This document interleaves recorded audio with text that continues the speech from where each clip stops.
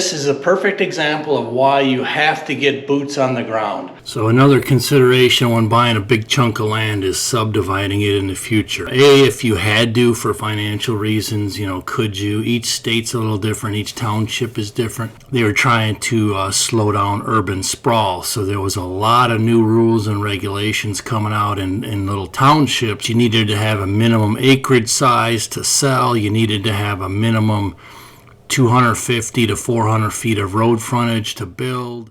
First, I'm going to run through the listing and show you why it caught our attention, because I'm going to tell you this place is beautiful. But basically, it was nixed really fast, and you're going to see why. So the first place was a bust. It was actually the one I had the highest hopes for. So we're going to number 2. Don't know which one it is. I just gave her a list of my top 4 picks. Alright, just turned off of the blacktop. This gravel here is much better than that last one. I mean, this is plenty wide, and it looks like it's much more maintained. So something like this we could live with if it's something that we really might be interested in. And it's getting a lot flatter in this area, so it might almost be too flat, but I guess won't know till we see what farm we're looking at. When you're buying acreage, hills are generally your friend, because you got natural barriers to neighbors or to animals or deer seeing you and things like that. Whereas on a flat chunk of ground, it's just flat, and so you need much more acreage to have the same privacy that you might have in hill country. Obviously, when they get too steep, well, then you can't use all your property, so there's kind of a nice balance of just gently rolling hills. That's definitely my pick if I'm going to buy some land. I want some rolling hills. All right, one more turn. We're about 3 minutes out. There was something called Smoky Hollow on my left back here. Looked like a hunting club or outfit or something. In a quarter mile, turn right onto DeWitt Road. See, they've been grading out probably rough spots on the road here recently.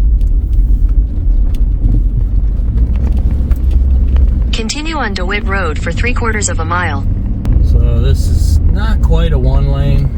You can still pass a car in here, but it's a smaller gravel than that last section. Alright, I just met a couple of Forest Service coppers back here in a pickup truck.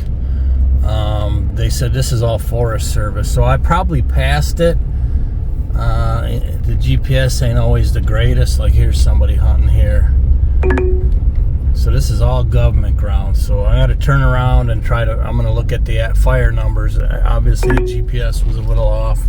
So the GPS said it was right here at this junction. So we'll start reading fire numbers, I guess, this time.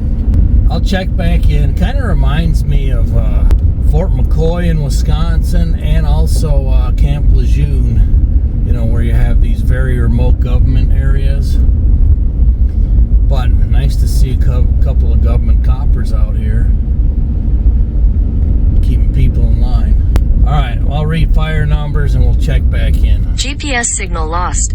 So this is nice. Both sections of this road are 7640.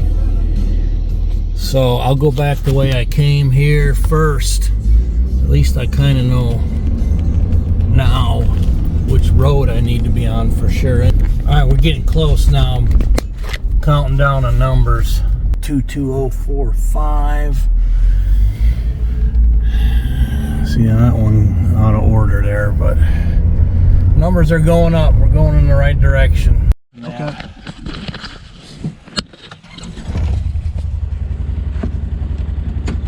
All right, we made it to the property, and the first thing that I noticed, as you see here, is a neighboring home is like right across from the front gate. I try to gauge all of our properties on a scale of 1 to 10. First of all, unless you're uber rich, finding a 10 out of 10 is very difficult. But then you kind of scale it backwards. If you find a 7 out of 10 or 8 out of 10, you're doing really good when it comes to a country property, especially if you're including hunting land. and all those experiences with it. So I'll let you listen to my first conversation here about this place being bordered by National Forest on, I believe, 2 sides, and we'll go from there. I don't remember, is this bordered by government, I think? 1 or 2 sides? Yeah, Mark Twain National Forest. It's up here on that side. On both sides. Both sides, yeah, okay. Which is nice. It's kind of, people kind of seek those kind of properties out because, well, it's a double-edged sword. I've had them with Mark Twain, and double-edged sword.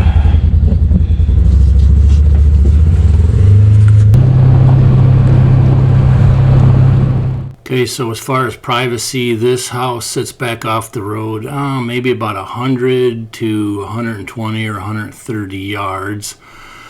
Keep in mind, we're used to stuff really private, but you are definitely back off the road. So we're gonna, on the right side here, you could see the fence line. That's the property line. I believe this is government ground, Mark Twain on the right side. Also, my GoPro quit, so I'm gonna switch over to my other camera. But let's check out the house and the property and see how this one looks. I'll go look at them house. There's one house there, an outbuilding. And there you can see that neighboring house in the front. Here's the pond. Here's this house.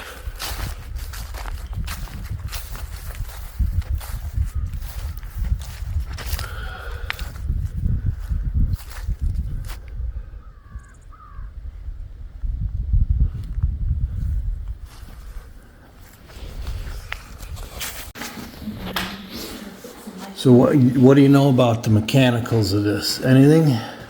Or are we going to learn it as we go? what's it say on the, is it lagoon or something? It looks like there's a lagoon out back. Yeah, this one was lagoon. Well, it does say septic on it, but it looks like it's just a lagoon. Yeah, it says little septic.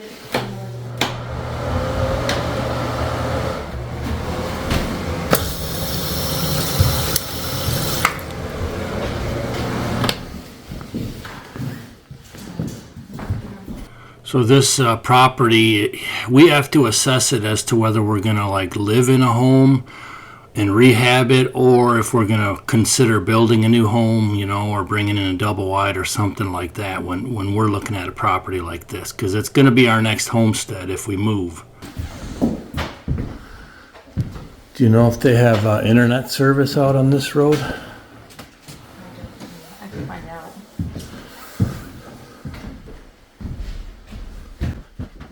Audio?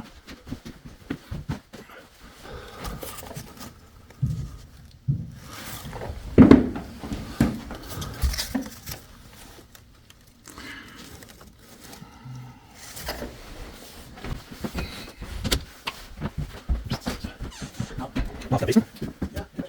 Yeah, I'm surprised. Oh yeah, I see a walkout down there. Yeah.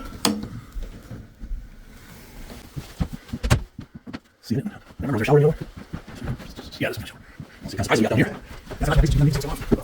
All right, so this home has a basement in it, which is usually a pretty good bonus for space, but you definitely want to be careful checking out water drainage and water seepage. We've had many homes that have had some pumps and some have had water issues in that. You could also get mold in your basement if you have dampness issues. So definitely educate yourself if you are going to be looking at an older home, especially with a basement in it. The sump pump over here, it's had water in. Okay. This corner. Yeah, it looked kind of flat ground. I was surprised when I seen the basement. Yeah. It's that sump pump. You see the water down in there where it's. Yeah. Yeah, they didn't really. They should have looked it up a little bit higher and graded away from the. Yeah. a little bit more. I can't tell if it's got. DSL service coming in or not. We can find out for sure.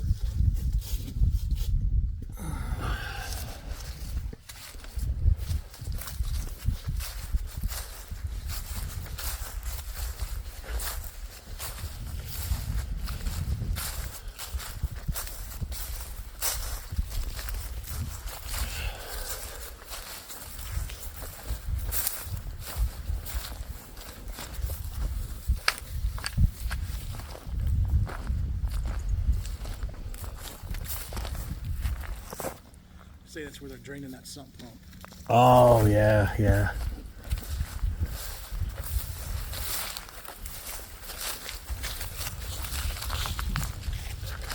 I don't know if I've ever actually seen a lagoon. So we could never identify for sure if this was actually a lagoon or if they did have a septic tank. Obviously, it doesn't stink. It's just like pond water, basically, if it actually is a lagoon. But there still may be a tank. We never did confirm it for this particular one. But, I mean, lagoons were pretty common, like I said, especially in older built homes way out in the country. I mean, it's getting to where it's 3,000 to 4,000 an acre for chunks, sometimes even 4,500 an acre. If you're looking at, like, 80 acres. Yeah, that's about what it is here. So this second building, we couldn't tell if it was an old schoolhouse or what it actually was. But this is most likely something you better budget to tear down and remove. We couldn't get in. We didn't have the right key, I guess. But interesting old building, but you can guess that there's probably some asbestos in here, so that presents its own challenges if you're trying to remove a building or mitigate the asbestos.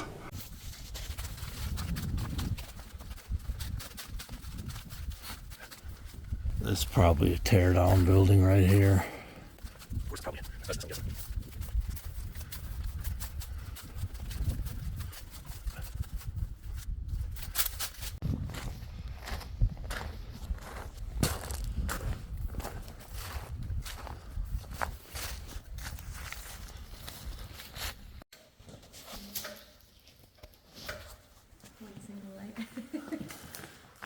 Oh, they got some other wires in here anyways.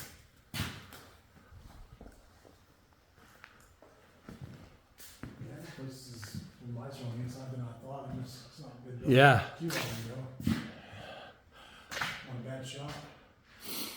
No, that wall's a little bowed on that side, but it's not too terrible. 3244 an acre. It's a nice place. Yeah, that Piney River is pretty nice. That's probably why that was priced so high. It's got All right, so let's take a ride. This is 368 acres. It lays out pretty nice. I'll tell you that it's a beautiful property. This backfield here, like I said, whether we rehab or knock down a building or keep it, for kids to come visit, you could build back here farther tucked in this field. It'd be, a lot more private and tucked back in. But at the price range we're looking at, we could never afford to build. So we'd have to kind of take all this into consideration on rehabbing an existing home that's there. So let's take a look at the land and see how that looks. Some of the stuff is really scrubby in here. This area. prices are really high right now, so it's cashing out on that too.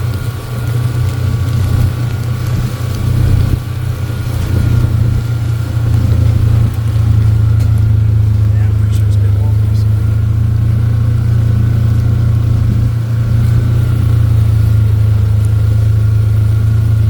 Some nice looking trails through here.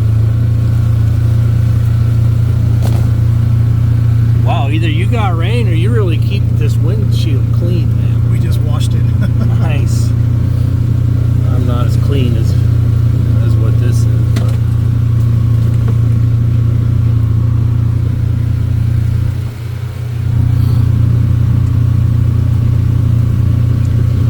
Pretty funny shape. okay. There was actually two parcels that last one. You mean the one that I drove by? The one that you Okay, went to, all right. yeah. Well, good. Then it ain't these last three. Do you have the aerials for that other one we're going to look at after this?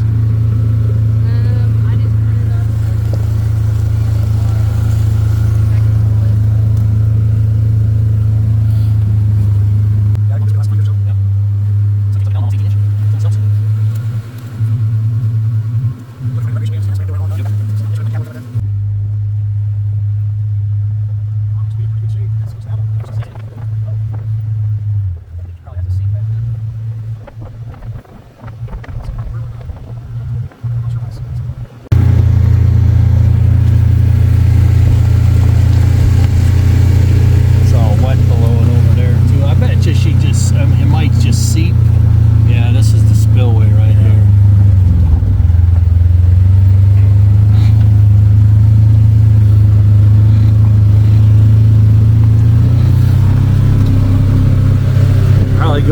tree line, you think? Yeah, it kind of cuts up in here, and then you can kind of see where this trail goes way back up in there. Okay, so this is where it takes off. Yeah. So another consideration when buying a big chunk of land is subdividing it in the future. If you had to for financial reasons, could you? Each state's a little different. Each township is different. When we were buying land up in Wisconsin, they were trying to slow down urban sprawl. So there was a lot of new rules and regulations coming out in little townships that you needed to have a minimum acreage size to sell. You needed to have a minimum 250 to 400 feet of road frontage to build. So there was all kinds of restrictions. So if you're going to invest in this size chunk of land, you should at least have an idea on, hey, if I get desperate, I need to sell, a 40 or a 10 or a 20 off of it up by the road. Will I be able to? What will the market carry for pricing, and will there be any restrictions and so forth?